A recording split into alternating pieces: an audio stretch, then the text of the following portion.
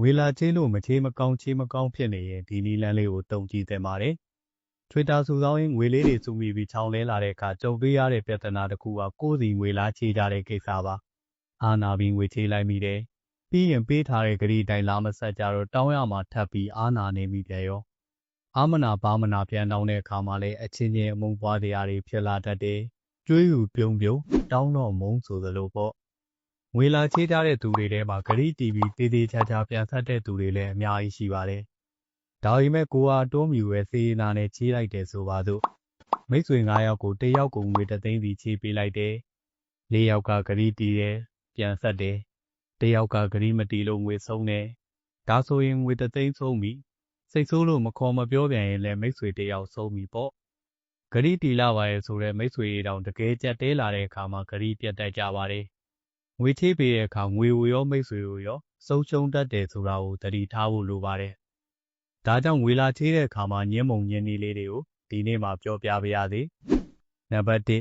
ငွေချေးပေးလိုက်မိတာပြန်မရပဲဆုံးတာတွေများလို့ငွေချေးပေးတာတွေလုံးဝမလုပ်တော့တဲ့အကြောင်းပြောပါ။ဒါကြောင့်အခုနောက်ပိုင်းဘယ်သူလာချေးညင်းလွန်နေတယ်လို့ပြောပါ။ငွေဆုံးတာများလို့မိဘဇနီးဒါမှမဟုတ်ခင်မောကငွေထပ်မချေးဖို့တားမြစ်ထားရလို့ပြောရင်လည်းရပါတယ်။နံပါတ်2ငွေတွေလုပ်ငန်းနဲ့မြုပ်နေလို့လက်ထဲမှာငွေမရှိကြောင်းကိုပြောပြီးညင်းရင်လည်းရပါတယ်။ဒါမှမဟုတ်ကိုယ်တိုင်ကြုံတွေ့နေရတဲ့ငွေကြေးပြဿနာတွေအကြောင်းကိုငိုချင်းချပြီးညင်းလို့လည်းရပါသေးတယ်။နံပါတ်3မိမိကငွေမကန်ရတဲ့အကြောင်းသုံးဖို့ဆွဲဖို့ငွေနည်းနည်းလေးပဲလက်ထဲမှာရှိတဲ့အကြောင်းငွေကိုမိဘဇနီးဒါမှမဟုတ်ခင်မောကသာကန်ကြောင်းကိုပြောပြီးညင်းလို့ရပါတယ်။နံပါတ်4ငွေလာချေးတဲ့သူဟာအရင်ကချေးထားပြီးပြန်မဆက်ဘူးတဲ့သူဆိုရင်ညင်းရတာပိုပြီးလွယ်ပါတယ်။ပထမဆုံးအရင်အကျွေးတွေပြန်ဆက်ဖို့ပြောပါအကျွေးဟောင်းတွေမကြည့်မချင်းထပ်မချေးနိုင်ဘူးလို့ညင်းလွတ်နိုင်ပါတယ်။နံပါတ်5အလိန်ဖော်ပြီးညင်းပါလိန်လဲပြီးလာချေးတဲ့သူတွေရှိပါတယ်။ဥပမာအမေဆေးရုံတက်နေရလို့ဆိုပြီးလိန်လဲတာမျိုးပါ။ဒါမျိုးဆိုရင်နောက်ကျောင်းကိုတေးသေးချာချာစုံစမ်းဖို့လိုပါတယ်။သူပြောနေရတဲ့အမှန်တွေဟုတ်မဟုတ်တနည်းနည်းနဲ့စုံစမ်းပါအသိမိတ်ဆွေထဲမှာဖုန်းနံပါတ်ရှိရဲ့အခါဖုန်းဆက်မေးကြည့်ပါဆေးရုံကိုလိုက်သွားကြည့်ပါဒါဆိုရင်သူလိမ့်နေတာကိုသိပြီးညင်းလို့ရပြီပေါ့ဒီတော့ငွေမချေးခင်ဘာလို့ငွေချေးချင်တာလဲလို့မေးပါလိမ့်နေတာဟုတ်မဟုတ်အရင်စုံစမ်းကြည့်ပါဒါပေမဲ့ညင်းလို့မကောင်းတဲ့အခြေအနေတွေလည်းရှိတတ်ပါတယ်ဥပမာကိုယ့်အပေါ်ကျေးဇူးရှိထားမှုသူတွေအမှန်တကယ်ဒုက္ခရောက်နေတဲ့သူတွေကိုညင်းဖို့တော့ခက်ခဲတတ်ပါတယ်ဒီလိုလူမျိုးတွေအတွက်တော့နီးနှနီးရှိပါသေးတယ်ပထမဆုံးနည်းရတော့ငွေချေးပေးလိုက်မိတာပြန်မရပဲဆုံးတာတွေများလာလို့အခုနောက်ပိုင်းငွေမချေးတော့ပဲတက်နိုင်တဲ့လောက်လေးကူညီမယ်အကြောင်းပြောပါ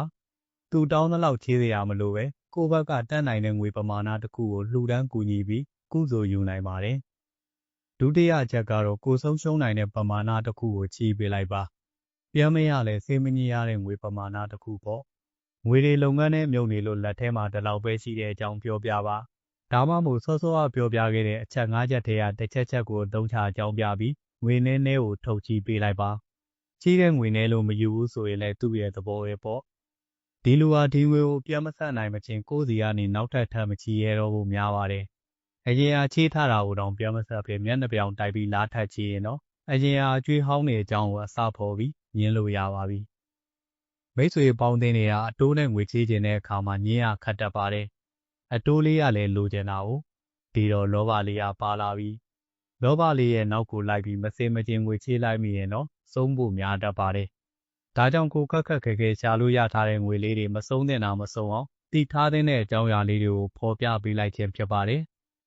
အားလုံးကိုစိတ်နှဖျားကျန်းမာချမ်းသာကြပါစေ